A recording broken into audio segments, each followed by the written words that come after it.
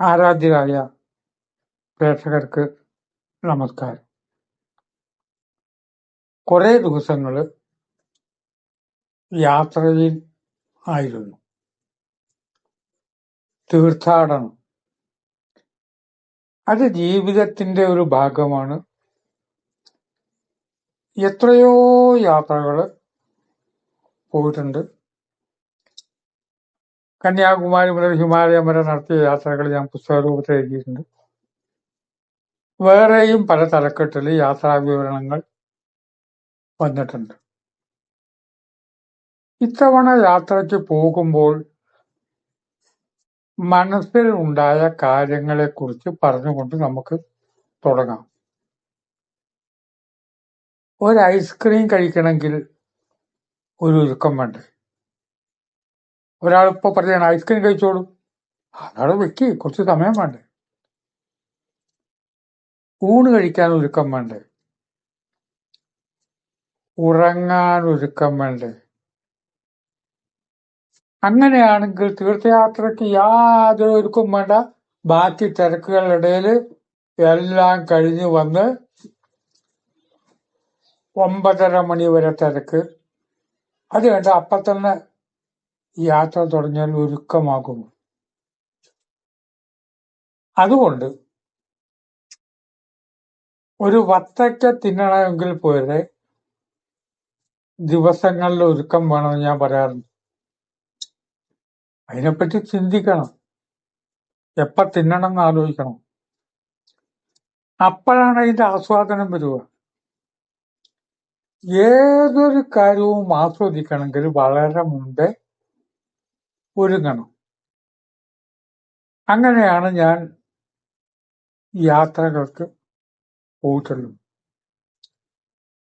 എത്രയോ യാത്രകൾ. ഈ യാത്രകൾ പോകുമ്പോൾ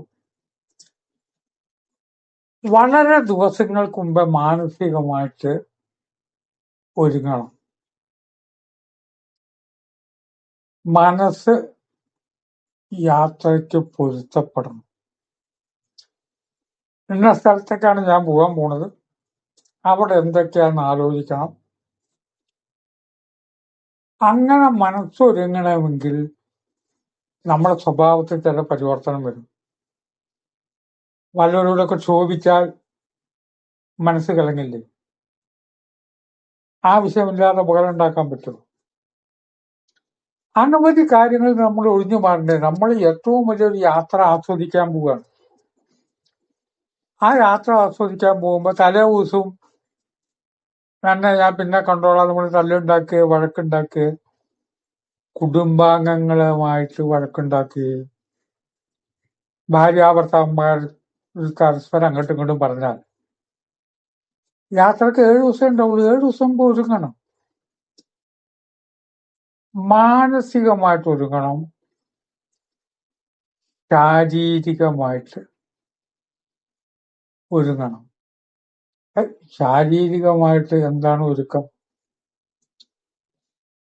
ഒരു രാവിലെ മുതൽ വൈകുന്നേരം വരെയുള്ള ജീവിതത്തിനെ നിജപ്പെടുത്തണ്ടേ? തോന്നുന്ന പോലെ ആഹാരം കഴിച്ചാൽ ശരിയാവുമോ?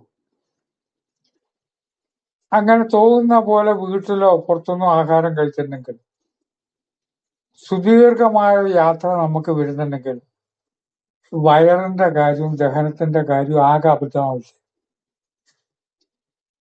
അത് വേണ്ടത്. മാത്രമല്ല, ചില യാത്രകളാകുമ്പോൾ പുലർച്ചെ 6 മണിക്ക് പോകേണ്ടി വരും, 7 മണിക്ക് വേണ്ടി വരും. അപ്പൊ രാവിലെ എണീറ്റാൽ പ്രഭാത കർമ്മങ്ങളെ ഒന്ന് കൃത്യമാക്കി വെക്കണ്ടേ? ശാരീരികം, മാനസികം, ബൗദ്ധികം.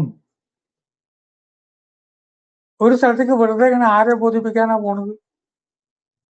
നാട്ടുകാരെ ബോധിപ്പിച്ചിട്ട് ഞാനൊരു പ്രമാണിയാണ്, എന്നുള്ള സ്ഥലത്തൊക്കെ ഞാൻ പോയിട്ടുണ്ട് പറയാനാണോ ലക്ഷ്യം? അവിടെ പോയിട്ട് എന്തൊക്കെ മനസ്സിലാക്കാൻ പോകും? അതും കഴിഞ്ഞ് ഏതൊരു യാത്രയിലും ആത്മീയമായ ഒരു ലക്ഷ്യവും ഉണ്ടാകും. ഇത്രയും കാര്യങ്ങൾ ഒരുങ്ങാതെ അനവധി കാര്യങ്ങളുടെ ഇടയിലും തിരക്കിനൊടുക്കല്ല, ഇതിനു വേണ്ടി തിരക്ക് കുറക്കണം. അടുത്ത മാസം 10-ാം തീയതിയാണ് പോണമെങ്കിൽ ഇപ്പോഴേ തിളങ്ങണം. നമ്മൾ വലിയൊരു ലക്ഷ്യത്തിന് പോവുകയാണ്. ആ പോകുന്ന ദേവത എന്താണ് എന്ന് മനസ്സിലാക്കണം. അതിലേക്കുള്ള ഒരുക്കങ്ങൾ മുൻകൂട്ടി തുടങ്ങണം. പറ്റുമെങ്കിൽ അതേക്കുറിച്ച് കുറെ കാര്യങ്ങൾ കൂടി നമ്മൾ മനസ്സിലാക്കണം. അങ്ങനെ മനസ്സിലാക്കിയാതെ പോയതുകൊണ്ട് കാര്യം ഇല്ല. ഒരു വ്യക്തി പ്രസംഗിക്കുന്നു, പകുതിന്ന് മുതൽക്കാൻ നമ്മൾ കേട്ടത്. അപ്പൊ ഒന്നൊരാൾ ചോദിച്ചു, ആരാ അറിയില്ല, ഏതൊരാളാ? ആ വ്യക്തി ആരാന്ന് അറിയണ്ടേ? ആരാണ് എന്ന് അറിഞ്ഞ് അദ്ദേഹത്തിന്റെ ജീവചരിത്രവും മനസ്സിലാക്കുമ്പോഴാണ് ആ പ്രസംഗം ആസ്വദിക്കാനായിട്ട് കഴിയും. ആദ്യം തീർത്ഥയാത്രയെക്കുറിച്ച് മനസ്സിലാക്കുമ്പോൾ ദക്ഷിണേന്ത്യയിൽ ഗോപുരങ്ങൾക്കാണ് പ്രാധാന്യം. ഏറ്റവും പഠിക്കാനുണ്ട് ദക്ഷിണേന്ത്യൻ യാത്രകൾ. പരമാവധി ഞാൻ പോയിട്ടുണ്ടെങ്കിലും വക്ക് കെടുത്തിട്ടില്ല. ലേഖനങ്ങളൊക്കെ ധാരാളം എഴുതിയിട്ടുണ്ട്. ആ സ്ഥലങ്ങള്, അതിന്റെ പ്രാധാന്യം. വടക്കേ ഇന്ത്യയിൽ തീർത്ഥങ്ങൾക്കാണ് പ്രാധാന്യം. അവിടെ വലിയ ഗോപുരവും കാര്യങ്ങളും അല്ല. ദക്ഷിണേന്ത്യയിലത്തെ ക്ഷേത്രങ്ങൾ പോലെ അല്ല വടക്കേ ഇന്ത്യയിലെ ക്ഷേത്രങ്ങൾ. ഈ അനുഭവം അവിടെ കിട്ടില്ല. അത് താരതമ്യം വേണ്ട, ഏത് നല്ലത് ഏത് ചീത്ത എന്ന് പറയുന്നില്ല. ദക്ഷിണേന്ത്യയിൽ അനവധി കാര്യങ്ങൾ പഠിക്കാനുണ്ട്. അതും യാത്ര ഭാരതത്തിലാകുമ്പോൾ ഓരോ പ്രതീകത്തിനും 10,000-കണക്കിന് അർത്ഥം. ഒരു പരിചയമില്ലാത്ത രാജ്യത്ത് പോയി അവിടെ 200 കൊല്ലം മുമ്പ് ഭരിച്ച രാജാവ് ധരിച്ചിരുന്ന പാദരക്ഷ അതുപോലെയല്ല ഭാരതത്തിലെ ഓരോ ഇലയ്ക്കും വൃക്ഷത്തിനും തീർത്ഥത്തിനും സ്ഥലത്തിനും ഒക്കെ പ്രാധാന്യം. സീത കുളിച്ച കുളം, ആരാണ് സീത? പൃഥ്വിതത്വമാണ്. ജനകന്റെ പുത്രിയാണെങ്കിലും ജനകന്റെ പുത്രി അല്ല. ജനകനൊരു പുത്രിയേ ഉള്ളൂ, ഊർമിള. ഭരതന്റെ പത്നിയായ മാണ്ഡവി, സുജകീർത്തി ഇവരൊക്കെ ജനക മഹാരാജാവിന്റെ അനിയന്റെ മക്കളാണ്. പക്ഷെ ജനകനെല്ലാവരും ഒരേമാതിരിയാണ്. പ്രത്യേക മാനസികാവസ്ഥയുള്ള വ്യക്തിയായിരുന്നു ജനകൻ. അപ്പൊ സീത കുളിച്ച കുളം എന്ന് പറയുമ്പോ അതിന്റെ പിന്നിൽ മനസ്സിലാക്കേണ്ടതും ചിന്തിച്ചെടുക്കേണ്ടതുമുള്ള ധാരാളം കാര്യങ്ങൾ ഉണ്ട്.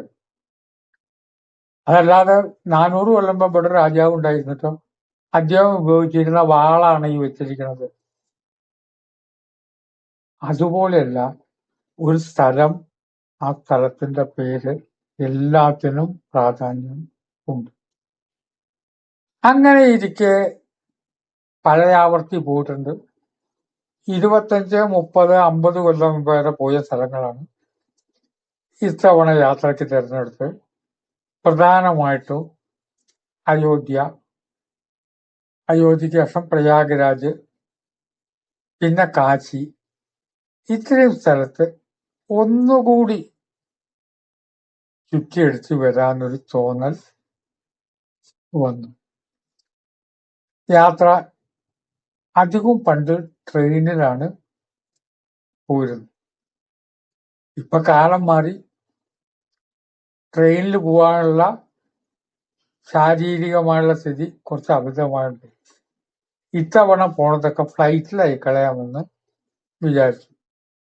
കോഴിക്കോട് നിന്ന് ഫ്ലൈറ്റിലാണ് പോയി വന്നത്. കുടുംബാംഗങ്ങൾ ഉണ്ടായിരുന്നു.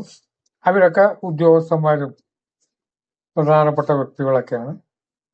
അങ്ങനെ ഞാൻ അയോധ്യയിലേക്ക് പോകാൻ ചുരുങ്ങിയത് ടിക്കറ്റ് ബുക്ക് ചെയ്ത് 1 മാസത്തോളം മുമ്പേ ബുക്ക് ചെയ്തു.